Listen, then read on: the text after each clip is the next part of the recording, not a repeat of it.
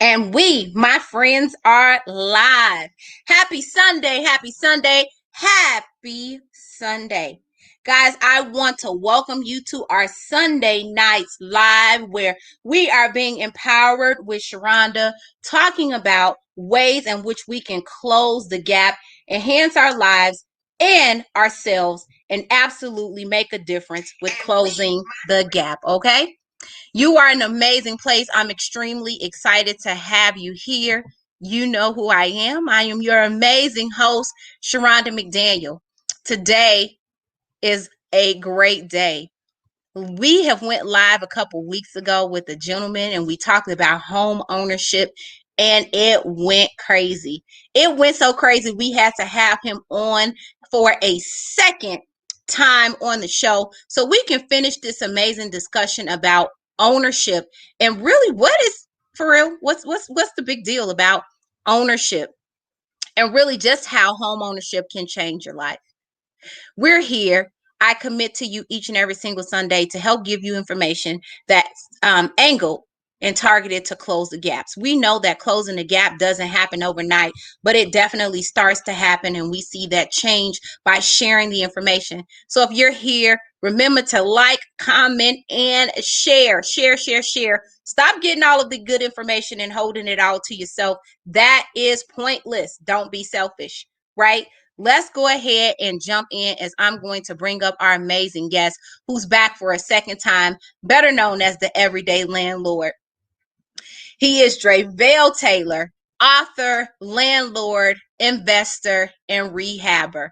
This gentleman is doing things that is definitely leaving a whole bunch of us in awe at his hustle and his game. And he's coming back for a second night to share with you for free, giving you knowledge on how he has been able to change the trajectory of his life, control his time, control his money, and truly build wealth. Let's go ahead and get started. All right, welcome. You got to unmute yourself. Thank you for joining. I'm extremely excited to have you back here with us again.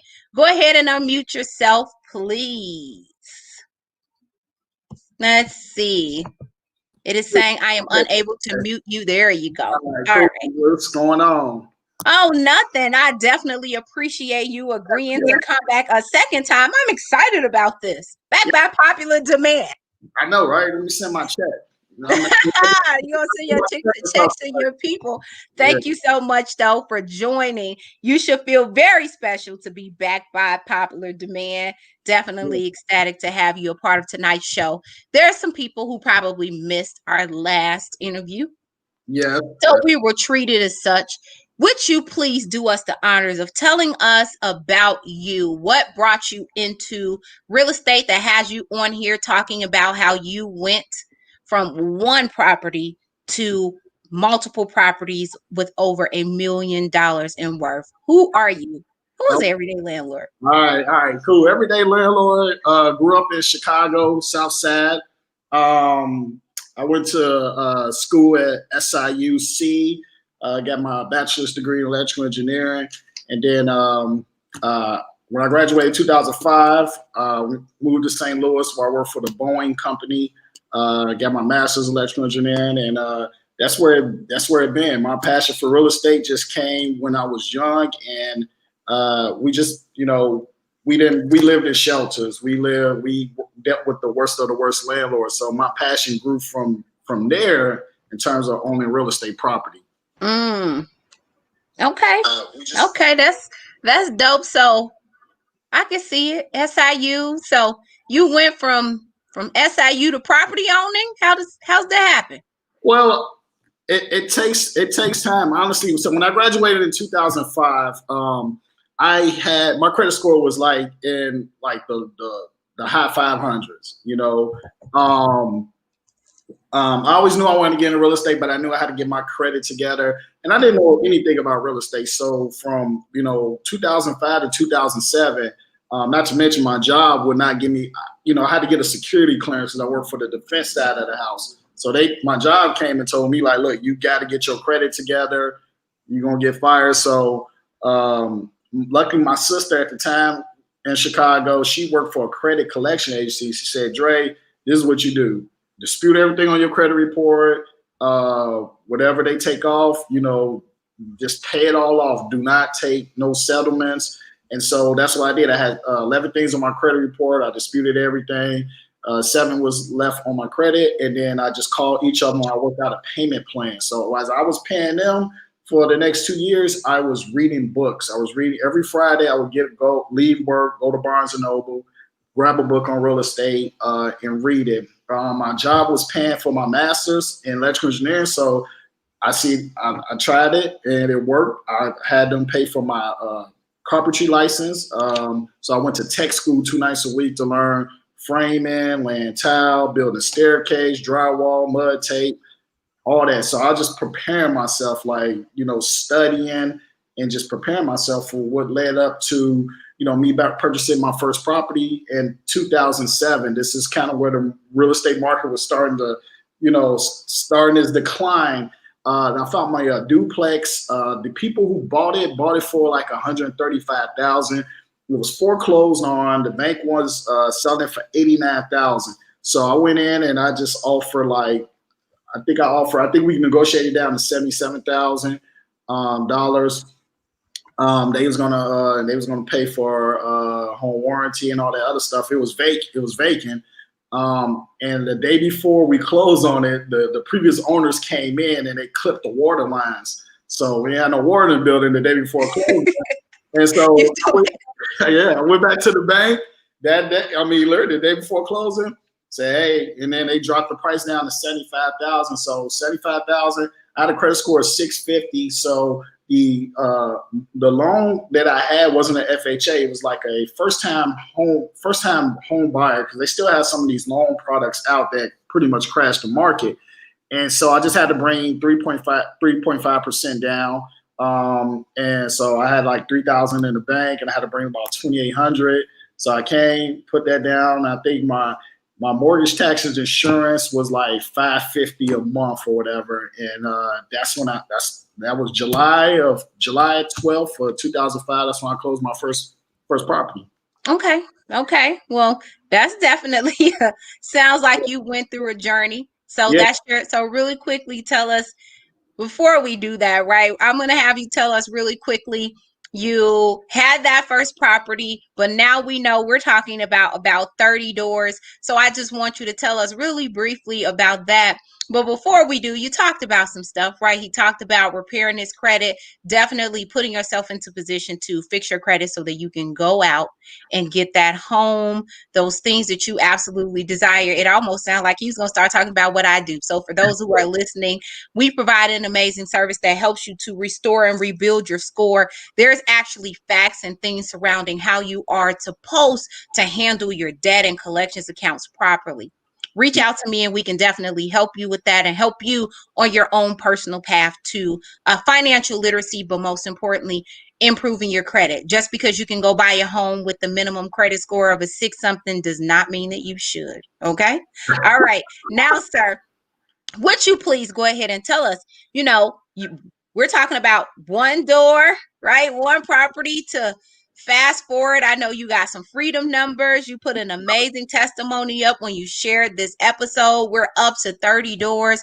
Talk about that experience. Where are you located? How does something like this happen? Well, I'm located in St. Louis, and we're 16 doors. 30 doors is the freedom number. That's next year. I'm claiming it for you. That's all. Yeah, 16. So we're at 16 doors. That's a combination of two 4-unit buildings and 4 duplexes, 2 flats. So you started out with the value of what property, as far as value goes, and where are you now? The value, the whole portfolio is worth about $1.3 million. I owe the bank in debt $700,000, good debt. So of course, if I was to cash all out tomorrow, I will clear about $600,000. And you add that with my 401k that I've been stacking up for years. puts me as a millionaire on paper. Do I have $1 million in the bank account? No, I don't. So do not ask me for 100,000. Well, I was definitely on my way to being like, I'm about to buy a new house. I wasn't gonna ask you for a crazy amount, but you can buy like a housewarming gift or something. You $1 million, you million, but okay, you just told me you ain't got no money. All right. Yeah, Okay. Okay. We won't. He said, y'all, don't be asking for no money. All right. We're just having a little fun because yeah, we're here. This is his second time coming on to our live, but we brought him back because the last time we talked and we had him on the show, he started dropping nuggets that was like, how does the everyday person just like you change, your life? And so we have him back today as he starts to dig a little bit deeper into, he just told you, he started one property out of college. Fast forward, we're talking about 16 doors, a guy from Chicago that goes by the everyday landlord. And we want to go into the nuggets of how he got there because it can cost money to buy properties. So are you ready for this transition as we start to give the people the nuggets and the real on how we got to where we are? So you already told us that very first property, Dre, you had 3,000 and you took 2,800 there. So you broke the bank, literally. You took a risk. But then how do you get to a place where you can afford to put down these down payments and have these? How does the everyday person do what you did? Okay, so to get to the next one, so when I bought it in July, I had to put in sweat, blood, and tears. Literally, I was living out it. I was on a travel assignment with my company. I travel a lot, so when they send me out for travel, they pay me a little extra money per diem and such. So I used a lot of that money out of my pocket to get to do the work, and I had to do the work myself. In a sense, it was a lot of cosmetic. Of course, I had to hire a plumber out to do the do the fix as such, whatever, with the water lines missing. But me, one of my good buddies, Donovan Baker, he used to work for the company, but he's back now living in New Orleans, Baton Rouge. And actually, I had an uncle from Chicago who did like little handyman stuff. So us three we laid the tile, we put new carpet down, we painted. So it took me from July to December to finish that, just because I was flying back almost every other weekend to work and do work on a property. And so I didn't turn a profit, right away. Like literally, like I'm dishing money out. No money's coming in. Still had to pay a mortgage and all that other stuff. So January, I had my first, tenant, and I got a copy of the check. That was my first dollar made. And actually, it's crazy. It's a little story behind this tenant. But anywho, yeah, don't share the story about right. So from there, like as I rented out both units, and I had money coming in. Like I was rented out, I was getting $2,000 a month, and my mortgage was like $550. So it was profiting like $1,450. But what people don't understand is, yes, there's taxes. You pay your mortgage, taxes, insurance. But also, I paid the water bill, the sewer bill, the trash bill, so money get taken out for that. And then also, the property was decent, but it wasn't up to my standard, what I, got it up to now and stuff. So I still was spending money on maintenance costs in a sense. So that was just eating away. So I really was not making money. So fast forward to December 2008, the reason why I got into another property, because I was able to, I didn't use the FHA on the first property. I used the FHA on this second property. So went through it again. This property was a duplex, 2 bedrooms. The first building I got, it has 3 bedrooms. It's real huge. This second one was 2 bedrooms, 80,000. And at the time, this is 2008. The market is crashing. It was an Asian couple that owned it. They were moving out the country, so I got a really good deal on it. I bought it for $80,000, so my mortgage, tax, insurance was about $580 or something like that, or whatever. Like just like my other mortgage was like $550, and I had to bring about $3,000 down. At that time, I had that money because I had a little bit from the property, but I was back on another travel assignment back out on the East Coast, so that I saved up a I had a couple of thousand saved up. So, I didn't have $200 after I had maybe like $2,000 left in my account after I brought about 3,000 to get the second property. And so that's how I got to the second property. It was just the loans. The first loan was a first time home buyer in a sense, and then I got to use FHA again. So I wasn't at the point where I had to bring the 20%. That came later, which we'll get to in property 3, 4, 5, and 6. So I'll pause it right there if you got any questions. I do. Go ahead. Y'all, and I'm loving this. I'm loving this episode. I'm loving it because,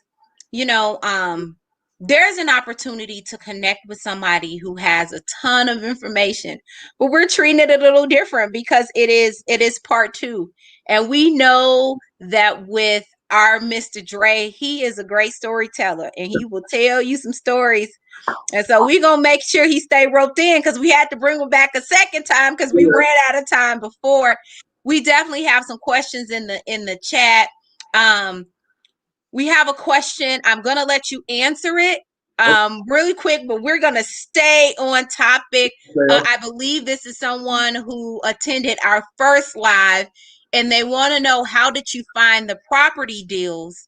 I think I know the answer to this, but can you tell us about property deals? How did you find the property deals? So when I found my first property, I was on realtor.com. When I was studying, like learning real estate on the weekends, I would go on realtor.com and just look at property.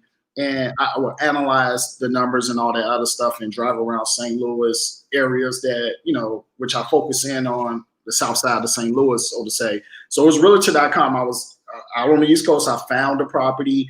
And I called my agent about it. I said, hey, can you go check it? She went and she took pictures. She sent me video. I was like, oh, okay, I want that. And then the second one I found on realtor.com. So what you say, technically, these are not property deals. These are properties that you found like any other property that we would go on, Zillow or realtor.com or any of those things to get them, or are these like short sales? Because I don't really know, but it seems like the question is if they're short sales or foreclosures, or these everyday properties and you just buying you some good properties. Well, at the time, keep in mind that this was when the real estate market was crashing. So there was so many deals on all the MLS websites, Zillow, realtors. So you go on there, there's just so many freaking deals. Like now, it's a story, which again, once we get to my other properties, you'll hear the different way of how I found things. But like, it was just like, you could open it up, boom, they go a whole bunch of foreclosures on there and stuff. It was just dumping left and right. So it was just, you didn't have to go to Craigslist or, know people and, get word of mouth from like your real estate agent and all this other stuff for off market. Not at that time. Everything was just out there. It was just like, it was the best time, honestly, even though it was a bad time for a lot of people, that was probably like the best time if you was an investor and you had money. It was like candy store, Okay. When was the very last time you bought a property, and what property number was that again? Property number 6. I closed on it this past July 30th. Oh, congratulations. Yeah. Congratulations. So my last question, I wanted to know, the average person, Dre, they are not in position to, I want to go buy a property, right? I'm in the process of buying my first home. Right. The process itself, right? Even with FHA, there's just, closing costs, and there's this and there's this and there's this. I know you had a great job and you use per diem. So did your job fund all of these properties? How did you make this thing happen? I am trying not to. Maybe I need to be more direct. We last left off where you started to open up the door, where you talked about your beliefs on multiple streams of income and how you are using your business, so you work corporate America, you also have a business, and how you use the residual income that you're using in your business to build your property portfolio. And so we want you to kind of open up those doors, and like, because the everyday person is like, I don't have the money to keep coming up with money to get this building and that building. How does that work? Like, how does this one guy make this happen? Okay, so let's fast forward to building 3 and 4 and how I Okay. got that. So after 2008, I set out from 2008. I didn't buy my next property to 2018. So 10 10 years. years. Yeah.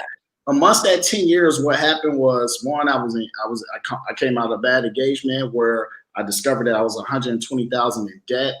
And let's see here, and literally, I just took my head off the literally out the real estate game. Still have my properties. My real estate agent kept telling me, keep buying, Dre, it's so cheap. But I started investing in a mobile app. I was looking at trying to be the next Black Mark Zuckerberg. So I was bootstrapping, and bootstrapping means you taking your own money and investing into a real estate, not a real estate, but a mobile app.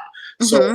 I spent that was a part of that 120,000. Building up an app, website, In marketing. that sister's defense, you made it sound like she did it, but No, continue. I'm it was, sorry. To stay the topic, he put that sister and made it seem like she did it, y'all. But I'm sorry. Go ahead. money was spent on cars and rings and stuff like that. So it just added to with what I was spending on that mobile app. So I had to get my house in order before I started. And not to mention, I had a bad property manager because I was back and forth from DC into St. Louis. I had a bad property manager who was taking care of both of my properties. Maintenance bill. I mean, literally, I would get the packet every month. I'm like, what is I'm spending this money on? I'm sending them money because the rent wasn't enough or whatever. And I'm just like, this is ridiculous. So when I got home, I fired them. I had to revamp my properties. At one point, I didn't have nobody in both the properties. I was living in one of the units in one of the buildings, and the other one was vacant and stuff.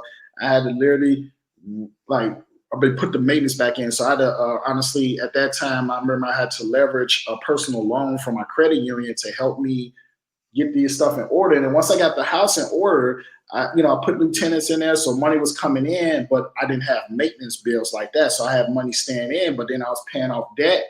Then I had to one of my frat bros showed me about a network marketing company for travel. And so when I looked at it, I understood about residual income. I jumped in, and then I started building another stream of income as such. So let's fast forward to I bought in 2018 when I came back in. At that time, I had already got rid of that debt. A lot of that debt was gone, and my reserves was building up for my job. And I was back on travel with my job, and then the residual income in my network marketing. Now I had hit this level where they gave you money to go get a BMW and stuff, and I was just like, I'm not, cars, that's po man stuff, or whatever. So I'm just like, my car's fine, I'm good. What I mean? My car's the plane. That's how I looked at it. So I started putting that money to the side or whatever. So what happened was I had enough money. Now my money is growing. My money has grown because I'm getting extra money for being on travel. The tenants in my two buildings are paying me rent. Maintenance bills are down because I spent the money to bring the buildings back up to par. My network marketing company's bringing me money. So now I got three funnels of money coming in, and I'm stacking aggressively. So in 2018, I refinanced my second property because you could use the FHA loan again. You could use it again. You just have to refinance to put that second building into a conventional loan. And then I was able to use the FHA again because I was getting ready to move back off assignment. I was in Vegas, living in Vegas at the time.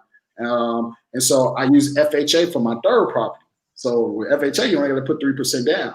Now, the other property, which was my first 4-unit building, I had to bring 20%. This building was literally bad. It was bad. I knew the potential. I knew that this building was worth $250,000 if it was brought back up. But dude was selling it for $80,000. He was selling it for $80,000 or whatever. And sorry about that. He was selling for $80,000. So I only had to bring 16. So a combination of $30,000 had to get brought to the closing table to close on both properties. $30,000 is a lot of money. I saved again because I saved aggressively over the past 3 years following that money. And I'm not gonna lie, I even leveraged money off a credit card to use as down payment. All right. You dropping some nuggets now. You would start. I think last time we started talking, you did this around this time. It's 7:25. We're gonna make it good. We got 20 minutes, right? Listen. So you just said a couple things. You talked about basically multiple streams of income. Yes. You basically, I work, and working isn't enough. I work a very great job, by the way, for the people out there that's listening. I work. I'm using anything extra that the job does. I didn't win, and I didn't start me a network marketing business. And, I have these 2 properties that I'm getting other income from. And you literally had money working for you where you were pulling it all together to go create more money, right? So you're using money to create money, and then you use the credit card. And that was, I think, the very last thing you talked about, where you were talking about people being afraid of debt, right? And debt being good. So, Dre, you started out telling us how many properties you have and that they have loans on them and what that means. Talk about debt. Talk about the myth around debt and how debt has you in the position that you're in. I think that when you grow up or whatever, and especially in the more so in a lot of the Black community or wherever, we seen the negative side of debt. We've seen it to the extremes and such. So we have PTSD about it. Like, on that. That's good. That's good. We've seen what it does, the bad side. But in other ethnic groups in their circle, they seen the good side of debt. And so what it was is that, like, I was, for so long, all my money was tied into my properties. Like, literally, I almost got to a point where I thought I was about to go extremely broke, in a sense. Well, I was about to lose all the properties because, I leveraged money like I said, that 4-unit building that I bought it for $80,000, and I had to take it to $250,000. I had to put $100,000 renovation in there. I had to leverage money. I had a $70,000 credit card limit, was 0% interest for 24 months. Oh, you better shut up. I leveraged a lot of money off that.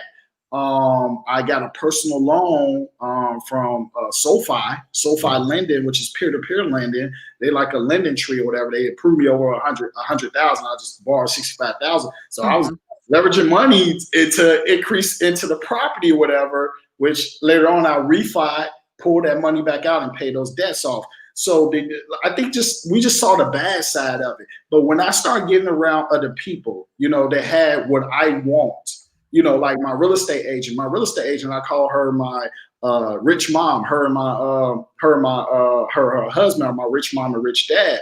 They own over 100 doors throughout St. Louis or whatever and stuff. And they was like, look, Dre, we got over $2 million in debts. But shoot, they clocking in about 50,000+ in free cash flow every month. Debt, and I started listening to the Robert Kiyosaki's, the Grant Cardones, and different things of that nature. Debt and taxes gonna make the poor poor, but debt and taxes make the rich rich. So I had to change my way of thinking or whatever, and just understand that, if I want the lifestyle that I want, I'm gonna have to cross over and change my way of thinking with debt. So let's talk to because you had that mentorship from your rich mom and rich dad, and you had someone give you the knowledge that there's a such thing as good debt. So for the person that's listening that maybe they don't quite understand what it means, tell me what it means that you basically use $70,000 on a credit card, and then you got a peer-to-peer loan. Like, for anybody else, like you said, that's wrong. Explain that. Explain why that's a good thing, and exactly what does it mean? I don't know. Talk to me. Like, what does it mean that you use other people's money to leverage and grow and stuff? It's not like, again, I can go to the bank. The bank, I want this property. It was $80,000. I had to put 20% down. So every dollar I invested, the bank gave me $4 back in lending, in a sense, or what have you. At that time, for me to get that money off my Bank of America credit card, there was other credit cards I had with Bank of America. So what they did was merge my credit line onto one credit card to increase it. Don't get me wrong. I had a great credit score. Even though I had debt on my credit report, it was good debt. It was real estate debt. I didn't have, you know, car loans and department credit card stores. So those are the bad debts. Those are debts that can't make you money. Debts that can make you money, like having real estate loans, that's what the bank want to see. You could, because you could prove that. Like, look, yes, you're giving me debt money, but I'm bringing money. That debt is making me money or whatever. That debt. How does that make you money? Because of the fact that, like, okay, it's making me money because I'm buying an asset, an income asset property. You know, an asset that generates, you know, money for me. A car ain't going to generate. I could go get a Tesla tomorrow. You know what I mean? That's nothing. I go get a Tesla. I go get a 3-year-old Bentley. You know what I mean? If I wanted to, but that's not going to bring me money and stuff. So anything that could generate you money, that's an asset. That's good debt. That's what I consider good debt. Again, I owe the bank my one bank here. I owe them $700,000. I don't have $700,000, but again, I say if I'm done with real estate, cool, sell everything. They got their $700,000. I got me $600,000, tax free.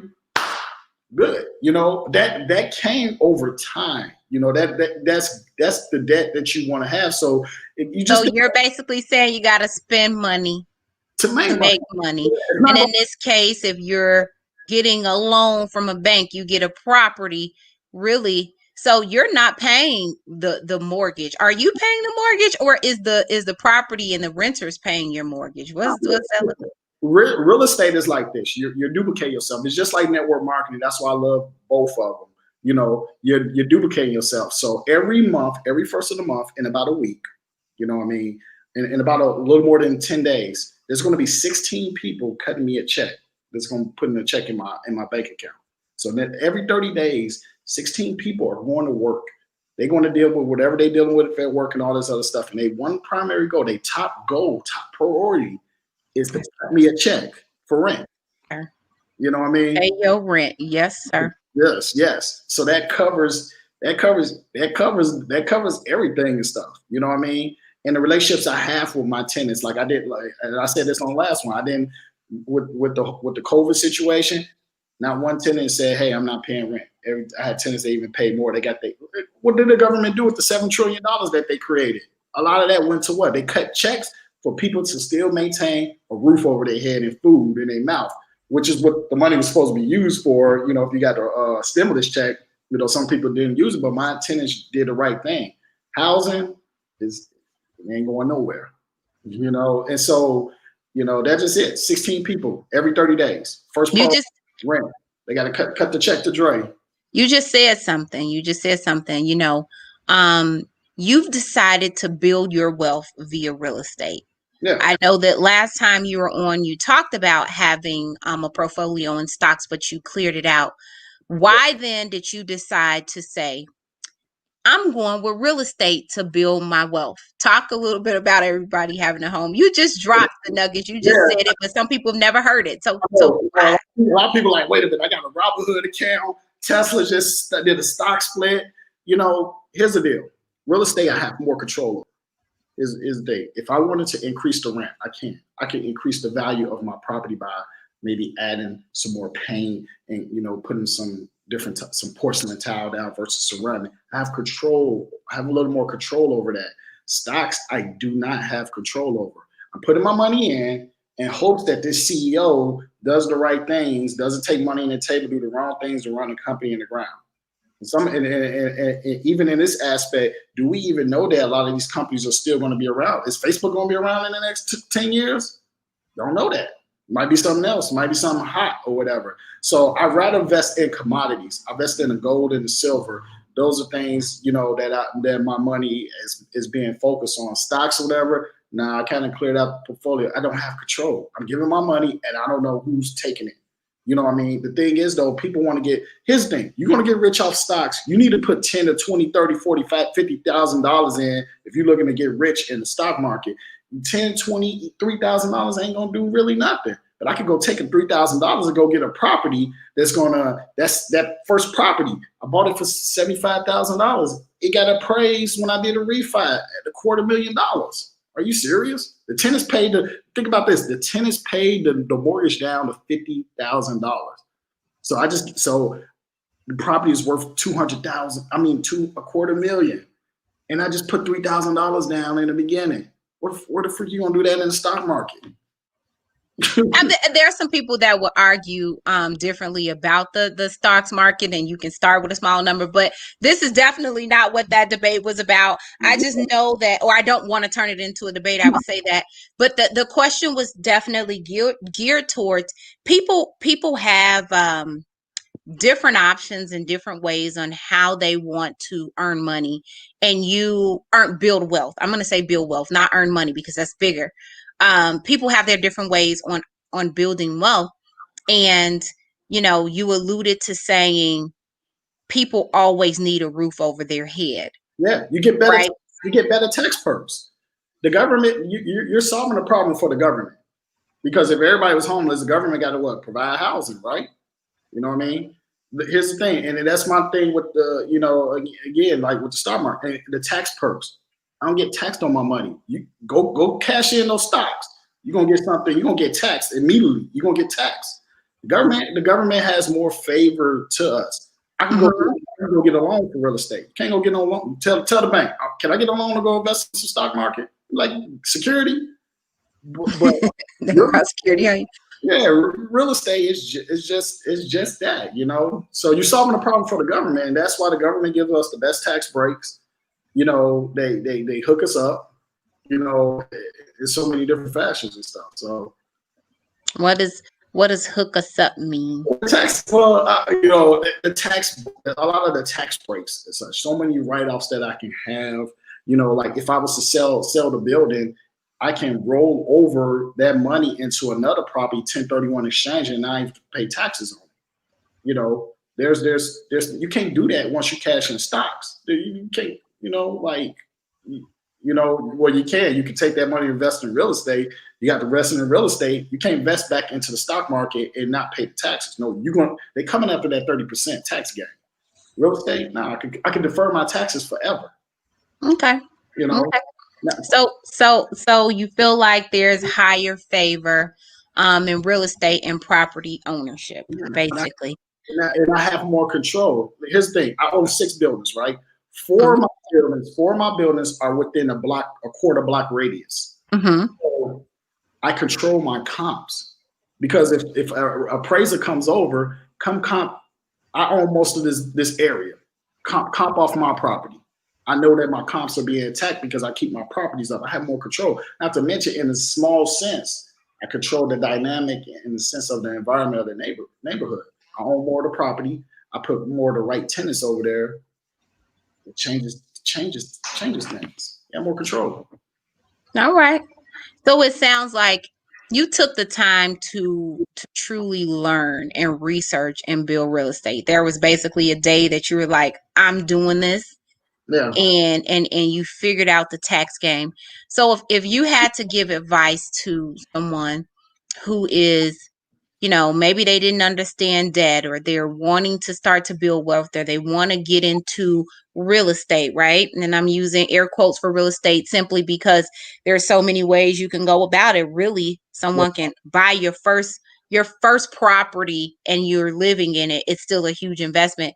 Talk to the everyday person, yes, Dre, that says, I watched this guy. He talked about having, 16 properties, and this is scary. Like, how do I start? What's the best thing for me to do to venture into real estate? Education is first. You gotta get educated, and you have the mindset.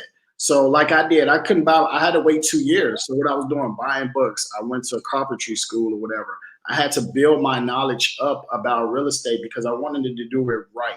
I wanted to have some type of, of course, you're not going to know everything from a book, but that's where I had to start. I didn't have no mentors in the game like that. Nobody was sitting down with me day to day. Even my rich mom and rich dad, they just passed me little nuggets here and there and stuff, but I still had to go and track down the information.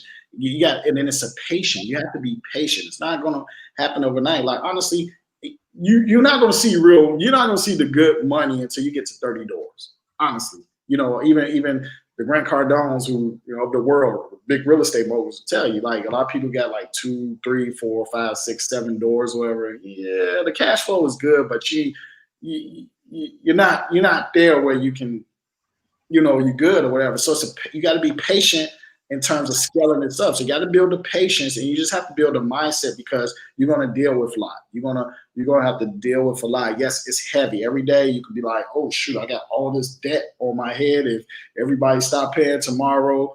But at that time, if you're learning real estate right, you understand about having buffers, saving up enough monies, in your bank account. Just the education is first. I've seen too many people walk into this real estate because they see the people on Instagram flashing the money and in the front of the cars and all that sort of stuff on the plane. So I'm like, hey, you could be just like me in real estate in 30 days or whatever. And then they jump in, and then they see, when stuff hits the fans, they're not prepared. I seen somebody come in real estate and leave within a year. I'm talking about bought a 4-unit building here. Next thing you know, had the maintenance issue started to come, the bad tenants because you didn't screen it right. Next thing you know, he stopped coming over to his property. Didn't even, when he's getting ready to sell it, didn't even know he had hoarders in his squatters in his property or whatever. You got to get educated. You got to get into that mindset. It's not easy. It takes patience. It takes dedication. So, okay. So education is one. 2 other points. What would be 2 other points? And then, of course, you pull your credit, get rid of the bad debt that's on your credit. If you got a car loan, pay that off, because they're going to look at your debt to income ratio. How much you're bringing, how much you're making, and can it cover your debts plus this new debt that you're about to bring on? So for instance, again, I have 6 properties. I bring in a couple of thousand yearly. I bring in more money, a little more than what I bring in yearly for my 9-to-5 job. You know what I mean? I don't have no Tesla. I got a 2002 Nissan Maxima sitting out there. It's not time yet. That's the thing. You got to be patient. I don't want to go put that bad debt on my credit. Not when I'm about to get ready to move to a commercial loan to buy more properties next year and stuff. I want only thing I want on my credit is my real estate mortgages and stuff. That keeps my debt to income ratio. I got debt that brings in money because they count that towards my debt to income. So they say, okay, you're making this amount. Here, you're making money in your network marketing, and then here's your money from your real estate. Now I'm up here as far as I can afford more on paper.